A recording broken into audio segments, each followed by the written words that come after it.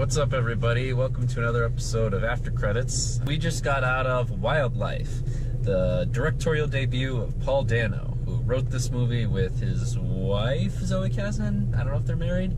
It stars Carey Mulligan, Jake Gyllenhaal, and a kid. Ed Oxenbould. Ed Oxen... I looked it up. Like that's a real name. Every important critic on the planet has seen it, and then we just saw it. Yeah. We just saw it with the guy behind us, who at the end of the movie was like, "That movie sucks!" This feels very old-fashioned in the filmmaking. This feels like something that, if this came out in like the mid-70s and starred like Diane Keaton and Dustin Hoffman, it would be considered like a classic now. That's cool. It's very clear that Paul Dano is an actor turned director because it's very performance driven. Carey Mulligan is really great. Jake Gyllenhaal's not in the movie a ton, but when he's in it, he's really good. I thought Eddie Oxenbould. I thought Ed. He's the kid from The Visit. I didn't see The Visit. Oh, well, he's the little white kid that raps in The Visit. He wasn't trying to overdo the performance, which I feel like a lot of child actors do, and I think he made some, good choices. So a good directorial debut by Paul Dano.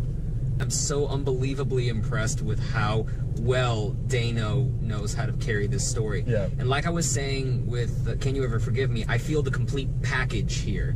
I love the way this movie's shot.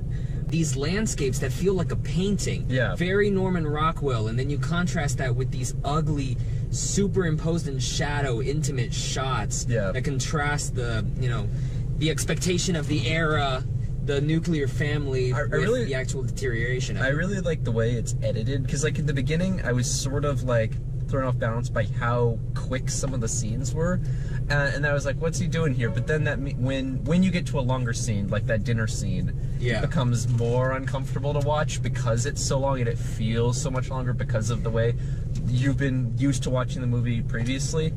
This is the most uncomfortable sit I've had, I think, since Hereditary. Man, I don't know between this or Hereditary, because Hereditary always had that horror element, whereas this one, I genuinely didn't know where people were gonna go, and the fact that people were so reserved kind of just dialed it up for me. If this movie was done poorly, it would have just been like melodrama. There are no big explosions, and when they do explode, it's where it counts the most. Yeah. A child actor could be in a typical movie like this, explosive, bratty, but this kid, you get the sense that he's holding in so much, because he knows in the heart of hearts nothing he says or does is going to change anything. He grows so much as a character throughout the film, but in the end he still idolizes his parents. I don't know if he idolizes his parents. I think he just wants, it's just like craving that normalcy that everybody around him seems to have. Jake Gyllenhaal's character leaves for a portion. There's a way that he talks about him. He's constantly mentioning him and asking about it, and the way he sort of builds this guy up.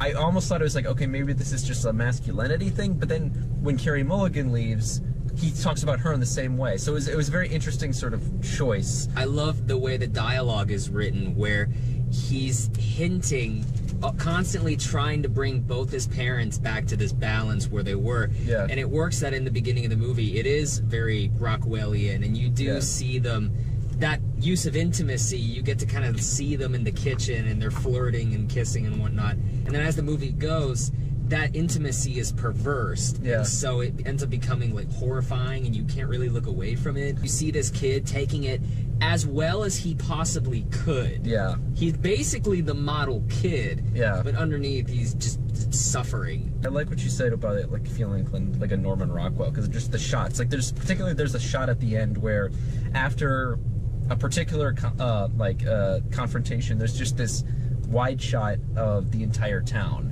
And it is very much that. It's almost like a Bob Ross painting. It's so blue and it's so naturalistic. Got a little happy trees. Got a little happy trees there.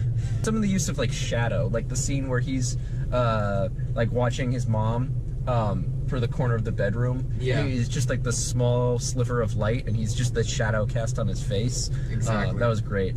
I had this professor who said, good photojournalism, you should be able to just kind of close your eyes and just draw it in basic shapes. And there were many shots in this movie that I just snapshotted in my brain, like the initial one where Carey Mulligan's going to interview.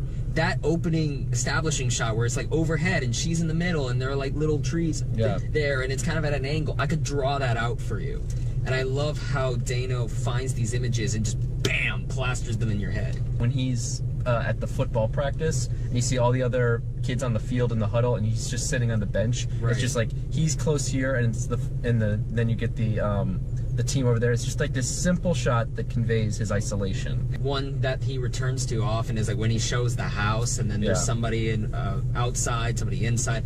I love the way that Dano plays with the foreign background here. A lot of the main scenes in the movie take place in this one location, which is the house. You just get a great sense of what the house is. You know how, like, after you watch a sitcom for a really long time, you know exactly the layout of the... Right. That's how I felt watching it, and the fact that he was able to do that in, like, a fucking 100-minute movie, I think is really impressive.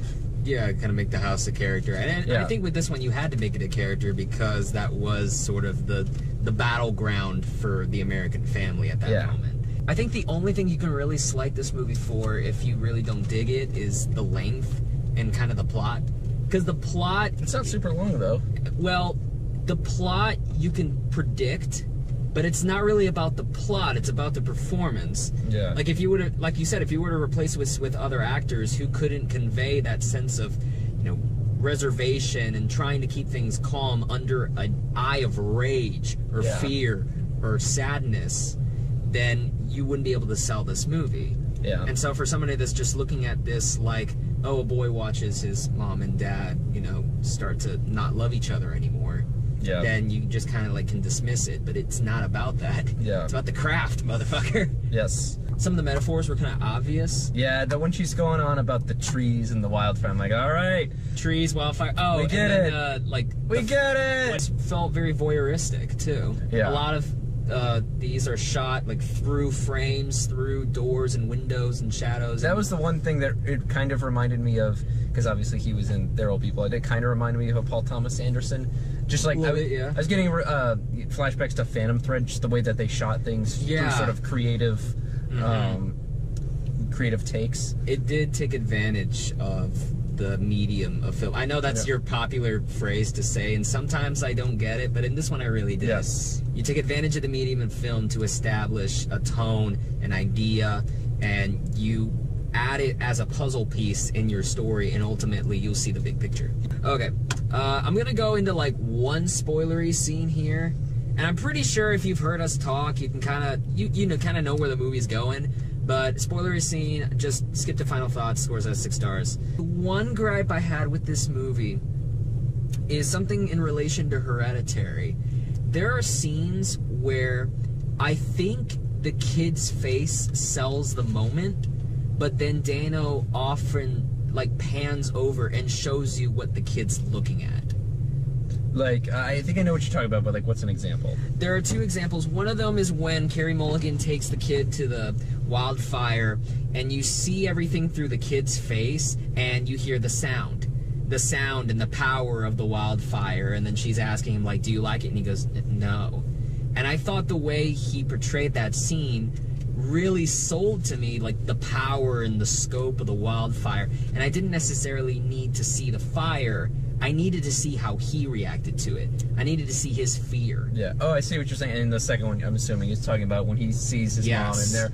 See, that one I was more okay with because just the effect that has on the audience, where it's like you know exactly what's happening from pretty much the moment the dinner scene starts. Oh yeah. And the slow build up, and then you see his expression, and it's sort of like at this point, when it's sort of panning over, I as an audience member just do not want to see that because I know exactly what's going to happen. I was okay with that one. See, I felt like that moment was kind of spoiled because before, when he like kisses her right before they're about to leave, that kid, like, that's his shock. Yeah. That's the shock moment for the audience and for the kid who we see. There's a moment in the car when his mom's there that he's thinking, okay, like, that was just a thing, that was a moment, maybe we can get it past. But that moment, when you see just the horror and the kind of, I saw shame in the kid's face. It was almost like fear of having to talk to his dad about it, which, you know, pays off later. That breaks your heart. Yeah.